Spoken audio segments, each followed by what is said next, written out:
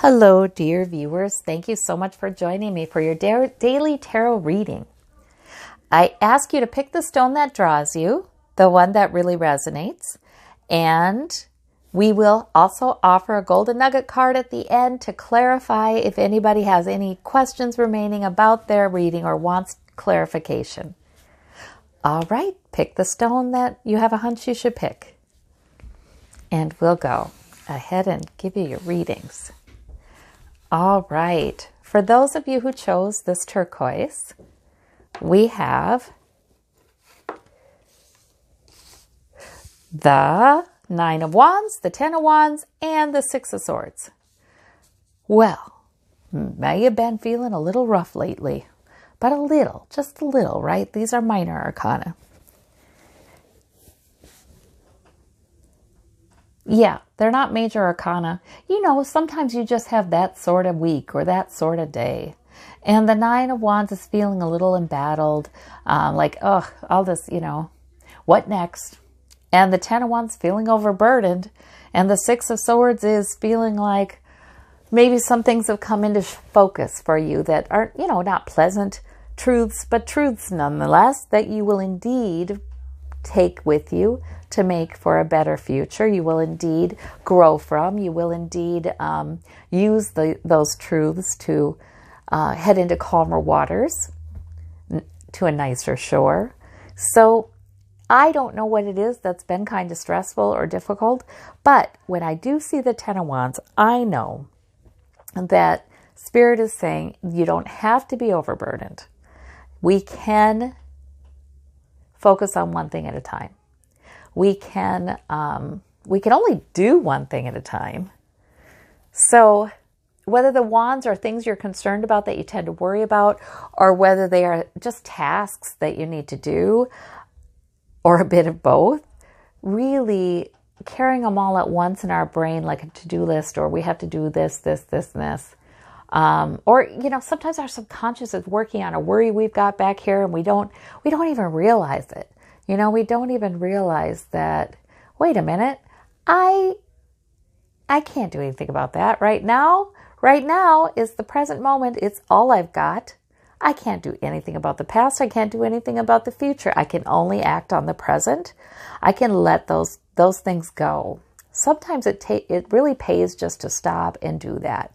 And if you've been sort of busy lately or concerned about a lot of things, it's easy to forget to do that. Now, the 9 of Wands, that's about guardedness. Okay, maybe you feel like you're a little bit embattled about some things, and so you feel guarded. You feel like, oh boy, yeah, like I said, like what next? And always when I see that card, I know Spirit is saying, now don't hold the past against the future. Whatever's been happening, there is no reason to believe that that's going to be the case today, tomorrow, or the next day. So there's always that caution. The 6 of Swords, I feel like, is maybe the card that's bringing the hopefulness here.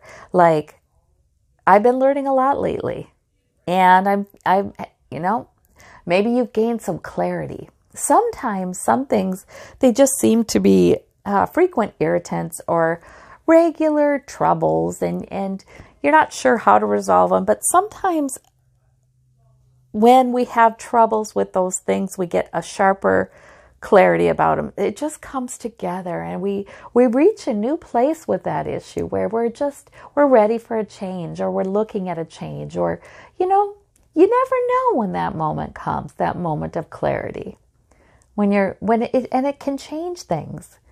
So you're definitely heading into calmer waters. You're definitely making use of whatever stressful things you've had happening. You're definitely going to make use of that, good use of that. And I think that's your focus today. And we can put these down, and we can put the guardedness away, because we're heading into calmer waters now, on to the more hospitable shore. There we go. For those of you who chose the red stone, we have the Queen of Cups, we have the Seven of Wands, and we have the Five of Coins. All right. Well, these are minor arcana, not a huge decision-making kind of day today. You're standing your ground. You may feel there may be a lack that you're worried about, feeling a little shut out in the cold on something, or else a lack like you're worrying about money or you're worrying about health or, pentacles. They are physical manifestations of security, physical things that enhance your security. And so there may be a sense that, sometimes it's money woes, but that woman is about to walk into the church where there is plenty. She's gotten this far. So that's a good sign. And the 5 is always transient. It's passing. It's passing. The 7 of Wands is standing your ground. I feel like you're standing on principle about something. There's something that is, just right is right is right. And you're standing on the principle of the matter. And other people may be challenging that. They may be saying, I don't, whatever, I don't think I disagree, or no, this is how I see it, or this is what I want. And you may be just standing your ground, which is good. Takes some strength to do that. And then we have the Queen of Cups, and she is a mature figure.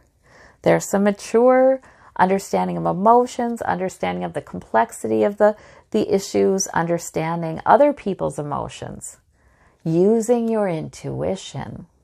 So the Queen of Cups, there's a lot going on in the depths of the Queen of Cups that people can't see because she tends to seem calm. In fact, some might think she has it all together, but there could be major changes happening in the deeper parts of her subconscious. She is moving with that. The Queen of Cups moves with that, not against that. So really, there could be something developing inside of you that no one else can see and they don't get and they maybe don't understand. And maybe you are standing your ground to protect that, to say, this is the direction I'm going in. And the Queen of Cups can pull off amazing things, and somehow she just sort of knows the right thing to do, the right thing to say. People underestimate her. They don't understand the depths of her understanding, because she doesn't always just blab it all over the place. She doesn't necessarily tell everybody what she's thinking of. Remember, in the Rider-Waite, she has the cup up with the lid. She doesn't necessarily feel the need to, educate the masses or anything about what's going on with her. So there could be a lot going on that just clicks, that just comes together, that just is amazingly astute and amazingly perceptive and just right on time, intuitive. So I am thinking that might be the thing that's developing in you. So have faith in that, is what I see here. Okay. For those of you who chose the purple stone, we have the moon. We have the 9 of coins. We have the Queen of coins. Okay. Oh, how interesting. So you may be someone who is good at establishing some physical security for yourself and enjoying that, getting to a place where you've really done some work, and you should be proud of that, and you can enjoy that stability. You tend to make other people feel like there's stability too. You tend to want to be, you lend your help. A lot of times the Queen of Coins, she does. She just, she's all about practical assistance, practical and real help and sense of security and forms of achievement, real achievements, hands-on.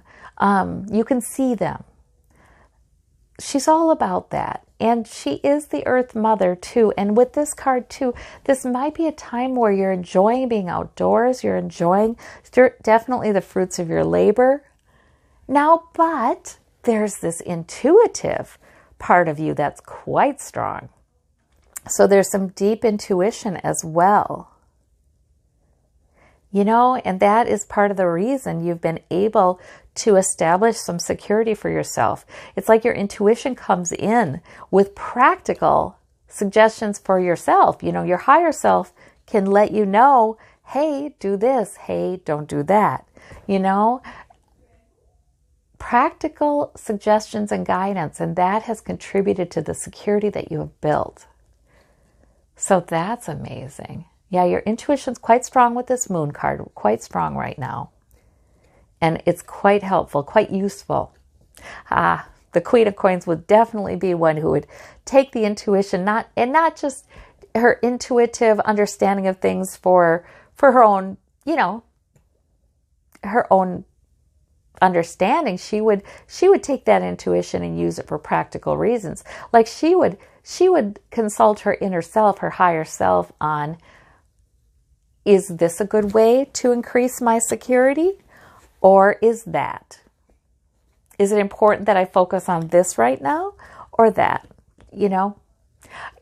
As I'm creating, as I go about my days and I create, because see, the Queen of Coins can create she can manifest a lot of just practical things. She can manifest a lot of things that people can see and enjoy and appreciate. And just as the Queen of Coins goes about her day, she would ask, what's beneficial for me to do? What's beneficial for me to manifest today? And what is not? With the moon card. So this is a terrific reading, well equipped to have a great day, a great time around this time. And you do. There we go. Really good. Okay, for anybody who wants further clarification, we have the gold nugget. Okay. And we have the Three of Swords. Okay, now the Three of Swords. Now, I always feel like this card, the dramatic imagery here, it looks terrible. However, remember, there is no blood dripping here. In the Rider-Waite, the swords are through the heart, but they're like lodged there. They're not, this isn't new wounds. This isn't any attack on you. This is a repeating pattern. These are sources of heartache or hurt or something from the past that maybe now something's happening that makes you feel like it's happening, like, oh, there that is again. Like, oh, you know what I mean? It makes you sad. It makes you think of sad events from the past, or a sadness you have, say, in a relationship, or a sadness you have about yourself, or about the negatives you perceive in yourself. Now, the Three of Swords. The Three of Swords is usually optional. We all have past heartaches. We all have past hurts. We all have patterns in our life that we struggle with, that we don't feel like we've conquered or anything, but we don't need to expect to see them again. You know what I mean? Sometimes we place too much importance on things that go wrong or painful thoughts we have. We place too much importance on them and we see them as part of a repeating pattern, like, oh my gosh, I'm never going to get over this, or I'm never going to get past this, or why is this still in my life? And sometimes it's really not. It's not a repeating pattern. We've made progress. Things have actually improved. Or sometimes we really need to examine the negative stories we tell ourselves. Because see, swords are thoughts, right? Beliefs. Sometimes we really need to examine the negative stories we tell ourselves. Do we tell ourselves, man, I always get in bad relationships? Well, is that true? Sometimes we really need to look at that. Or have you learned a lot over the years? Has each relationship taught you something new and expanded your growth? So really, is that true? And is any relationship all bad or all good anyway?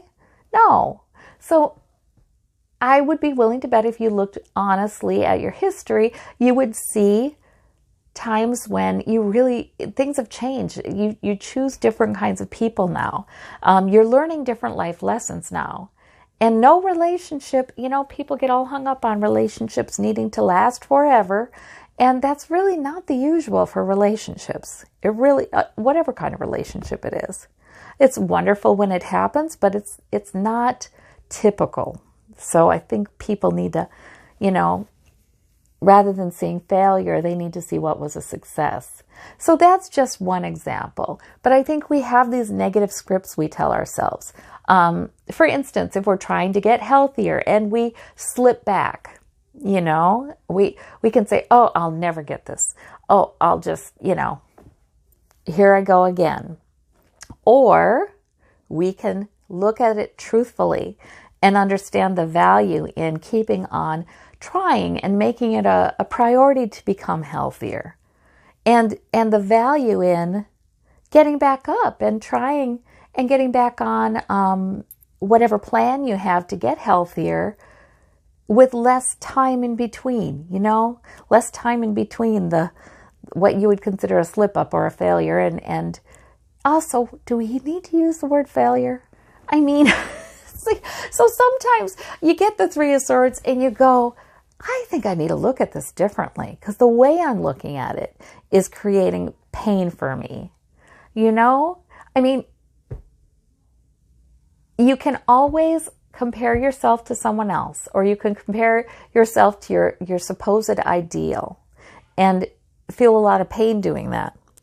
Or you can say, you know what, just the fact that I'm paying attention to my health or paying attention to developing more skill or more understanding or more insight, just the fact that I'm actively doing that right now in my life is huge progress, is I'm on fire here. I'm in a great place because I am learning and I'm not anywhere near giving up, so I'm really, really making great progress. See, it's how we look at it. So the Three of Swords can be a challenge to look at things in a different sort of way that does not bring emotional pain, but brings hopefulness and helps us love ourselves, because there we have power, helps us focus on the present and how we are forever creating new, creating new patterns and new and more hopeful developments.